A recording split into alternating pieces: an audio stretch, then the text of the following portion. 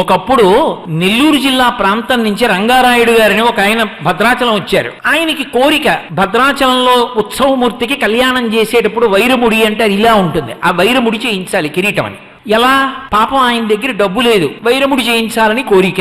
ఆయన రోజు రామ రామ రామ రామ రామ రామ రామ అని రామచంద్రమూర్తితో ప్రార్థన చేసుకు పడుకునేవాడు. సీతారామ కళ్యాణం దగ్గరికి వచ్చేస్తోంది, కొన్ని నెలల్లోకి వచ్చేసింది. రామచంద్రమూర్తికి అల్లో సాక్షాత్కరించారు. బెంగ పెట్టుకోకోయ్, నీకు మీ తండ్రి గారు ఇచ్చినటువంటి ఇంట్లో మధ్య గది తవ్వు, అక్కడ 6 మణులు ఉంటాయి, ఆ 6 మణులు తీసి నాకు వైరముడి చేయించన్నారు. ఆయన తిన్నగా వెళ్ళి వాళ్ళ తండ్రి గారు ఇచ్చినటువంటి ఇంటి మధ్య గది తవ్వించారు. 6 మణులు దొరికాయి. 6 మణులతో వైరముడి చేశారు.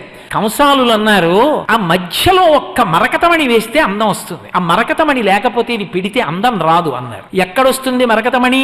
పాపం ఎలాగైనా సంపాదించాలని ఆయన భారతదేశం అంతా తిరిగాడు రంగారాయుడు గారు. ఆ 6 మణుల మధ్యలోకి ఇమిడేటటువంటి మరకతమణి ఎక్కడా దొరకలేదు. ఎక్కడా దొరకట్లేదు మరకతమణి. ఎలా?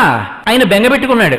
రామచంద్రమూర్తి యొక్క ఆజ్ఞ, ఒక వారకాంత దక్షిణ దేశం నుంచి వచ్చింది. వచ్చి, అయ్యా ఎప్పటి నుంచో నా చేతికి ఉంగరం ఉంది, నాకు రాముడు చెప్పాడు ఇందులో మరకతమణి ఉంది, మీరు వైరముడి చేయించారట, తెల్లవారితే శ్రీరామనవమి, ఈ మరకతమణి ఆ కిరీటానికి సరిపోతుందని నన్ను పంపించాడు. సరిపోతుందని ఆయన అన్నాడు కాబట్టి సరిపోతుంది, తీసుకోండి అని ఉంగరం ఇచ్చింది. కంసాలుల్ని పిలిపించి ఉంగరంలో మరకతమణి తీసి వైరముడిలో వేశారు.